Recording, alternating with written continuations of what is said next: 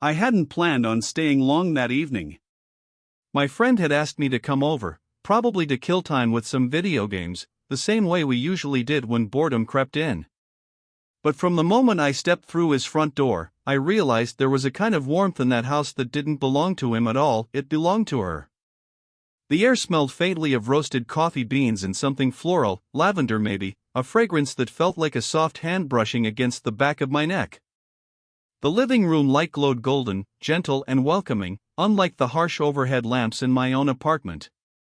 Everything in that home seemed touched by her presence, organized without being rigid, alive with the kind of comfort only someone experienced knows how to create.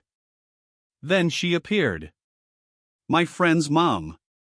She wasn't dressed for company, no, that was the striking part. She wore something simple, a light sweater draped over her shoulders and dark jeans that moved with an effortless grace. Her hair fell loosely, catching the light with each step. She didn't need to try, she simply was, and somehow that made her all the more magnetic. "Glad you could come," she said, her voice low and velvety, as though she was letting me in on something more intimate than a casual hello. She smiled in a way that was both polite and personal at once, and when she reached out to greet me, her hand rested a second longer on my shoulder than necessary. That tiny pause sent a ripple of heat down my spine. I answered with a laugh that came out a little too light, a little too fast. I hope she didn't notice the way my chest tightened, the way my eyes kept flicking back to her even when I tried to focus on my friend. But she noticed. I could feel it. At dinner, I sat across from her. My friend chatted about something half serious, half stupid, but I barely heard him. Every time she lifted her glass, the soft curve of her wrist caught my attention. When she tucked a strand of hair behind her ear, the simple gesture drew my eyes as if it was something profound. She didn't stare, but she didn't avoid me either. Now and then, her gaze met mine, calm and unreadable, but long enough for my pulse to jump. It was the kind of look that didn't say anything outright, but suggested she was aware. Aware of me, aware of the way I noticed her. And though the evening was perfectly ordinary on the surface, just another night at my friend's place, there was something in the air between us that wasn't ordinary at all. When she stood to clear the dishes, her hand brushed mine as she collected my plate. A spark, unintentional maybe, but undeniable. She gave me the faintest smile, the kind that hides more than it reveals. And in that small, charged moment, I knew this wasn't just an ordinary visit. This was the beginning of something I couldn't yet name. Later that evening, the house grew quieter. My friend disappeared upstairs with his headphones on, probably diving into a late-night gaming session. That left me downstairs, alone in the living room, pretending to scroll through my phone while the silence stretched out. But I wasn't really alone. She was still there. His mom moved about the kitchen, tidying up the remains of dinner. The soft clink of glasses and the rustle of plates filled the air in place of conversation. I caught myself stealing glances every time I thought she wouldn't notice. The way she stood with her weight shifted slightly onto one leg, her posture relaxed yet elegant, was something you couldn't learn, it just came naturally to her. The light above the sink cast a warm glow across her hair, catching the faintest strands of silver among the darker tones. Instead of making her look older, it made her look real. Like every detail of her told a story. I shifted on the couch, suddenly aware of how still I was sitting. My chest rose and fell in a rhythm far too deliberate, as though even my breathing might betray me. Then, she turned. Our eyes met for no more than 2 seconds. 2 seconds where the air seemed to thicken, where the space between us felt heavier than the furniture, the walls, the quiet hum of the refrigerator. She smiled, not a wide smile, just a small lift at the corner of her lips, enough to tell me she had noticed. And then she turned back, as if nothing had happened. But it had happened. I felt it all the way down to my hands, which suddenly didn't know where to rest. She came into the living room a few minutes later, carrying a glass of water. "Do you need anything?" she asked softly. Her voice wasn't loud enough to disturb the stillness upstairs, it was meant just for me. I shook my head quickly. "No, thank you. I'm good." My words sounded too polite, too rehearsed.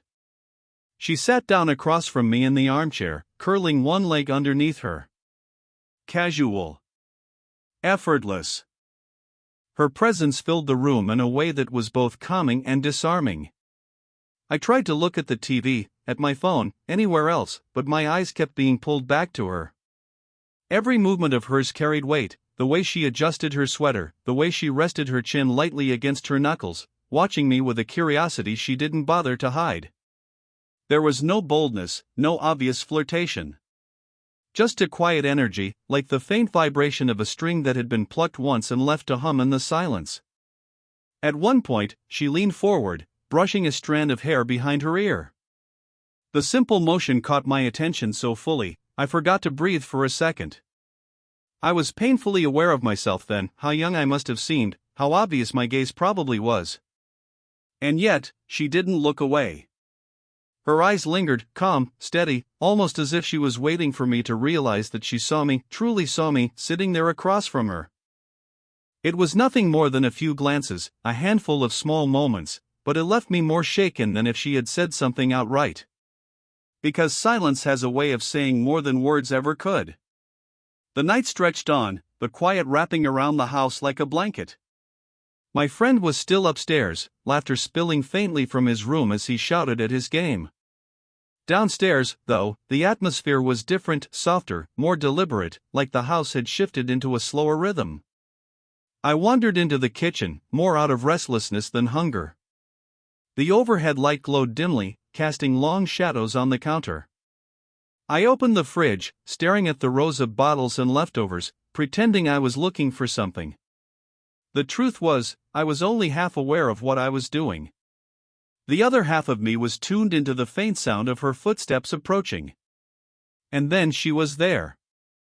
"Looking for something?" she asked lightly, her voice brushing the quiet air like silk. I turned, startled, holding a bottle of water like it was some kind of excuse. "Just, grabbing this," I said, my tone awkward, betraying how her presence unsettled me in the gentlest way. She smiled, amused, and reached past me toward the upper cabinet. Her sweater brushed against my arm as she stretched upward. That's when it happened. Her fingers grazed the back of my hand. It was the lightest contact, barely there, almost accidental, but it lit something inside me I hadn't expected. Her skin was warm, smooth in that fleeting moment, and I felt it far longer than the touch lasted. "Sorry," she murmured softly, though there was no rush in her voice. Her hand lingered just a heartbeat longer than necessary before pulling away. I swallowed hard, trying to keep my breath even. "It's fine," I managed, though the word sounded too small for the way my chest felt. She retrieved a glass and poured herself water, moving with the kind of ease that made me aware of every awkward angle of my own body. She leaned against the counter, sipping slowly, and for a second I thought I saw something in her eyes, something deliberate. Then she set her glass down and tilted her head, studying me. "You're quiet tonight," she said. It wasn't a judgment, more an observation. I shrugged, trying to seem casual. "Just tired, I guess." Her smile was soft, knowing. She hummed, her gaze drifting for a moment before returning to mine. And then, as if she'd read my mind, she reached up again. This time, to adjust my collar. The gesture was simple, almost motherly, but it didn't feel motherly at all. Her fingers brushed the side of my neck, lingering just a second too long. I felt my pulse thrum beneath her touch, sharp and undeniable. "There," she said gently, smoothing the fabric back into place. Her hand fell away slowly, like she was in no hurry to let the moment end. I stood frozen, the faintest scent of her perfume hanging in the space between us, something floral and warm, impossible to ignore. It was such a small thing. Barely a touch.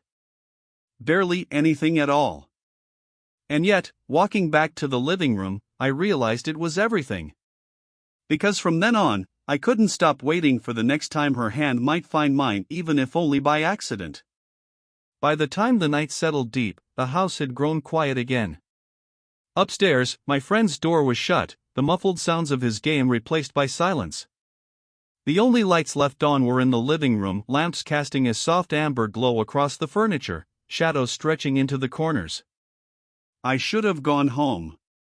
That thought crossed my mind more than once, but something held me there, some invisible thread pulling me to stay. And when she returned from the kitchen, carrying a glass of wine in her hand, I knew what that thread was. She sat across from me on the sofa, legs tucked beneath her, casual in a way that still carried elegance. The stem of the glass turned slowly in her fingers as she swirled it absent-mindedly. "You're awfully quiet tonight," she said, her tone light, but her eyes steady on mine. I gave a small laugh, trying to downplay the tension clawing at me. "Guess I'm just not as talkative as your son." Her lips curved into a knowing smile. "That's not a bad thing. Some people say more with silence than others do with a whole conversation." The remark lingered in the air, heavier than it had any right to be. I shifted in my seat, feeling her gaze on me like a weight I couldn't shake. She leaned forward slightly, resting her elbow on the arm of the sofa, her glass cradled in her hand.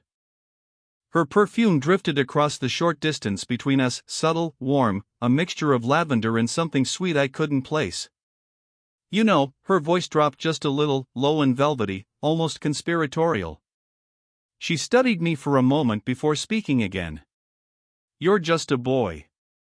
The words should have stung, but they didn't. Not in the way she said them. Her eyes softened as they held mine, her lips curving in a way that was less dismissal and more challenge.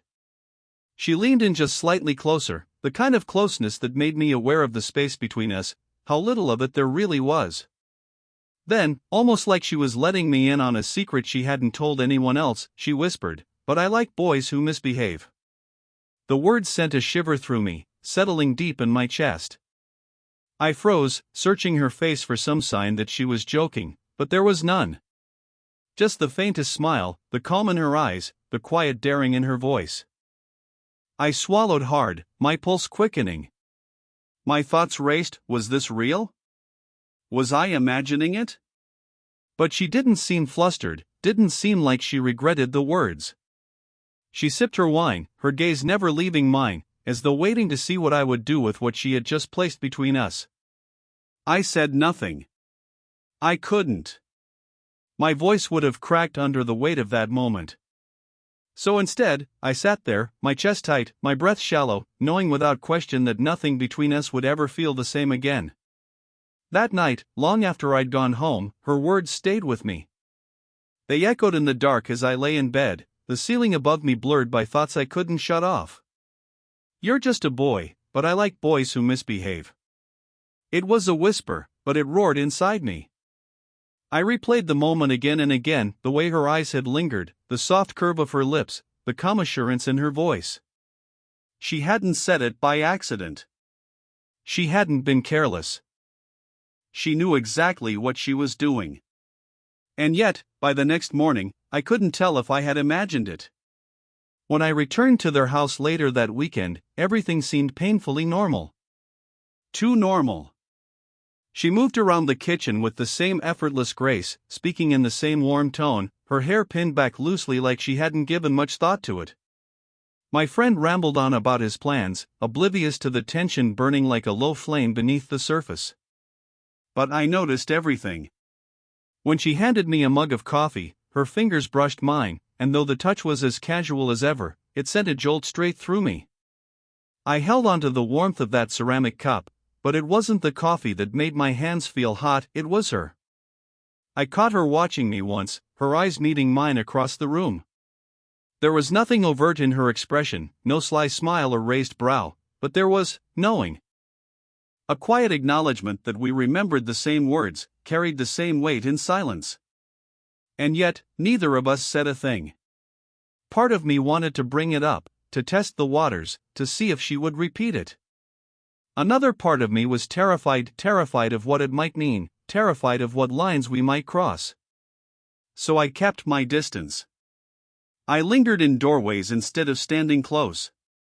I forced myself to keep conversations light, about nothing at all: the coffee, the weather, the book she was reading on the counter. I laughed too quickly, spoke too politely, anything to cover the storm inside me. But the more I tried to pull back, the more impossible it became to ignore her presence. She had a way of making every small moment feel deliberate. Passing me a spoon, her hand brushed mine just long enough to stir the ache in my chest. Reaching across me for the sugar, her shoulder grazed against me, light as air but heavy with meaning. I wondered if she was testing me. Or maybe she was just being herself, unaware of the fire she'd lit inside me. Every time I caught her eyes, I wanted to ask, "Did you mean it?" But the words never came. So the silence grew thicker, filled with unspoken questions, stolen glances, and touches that lasted just a fraction too long.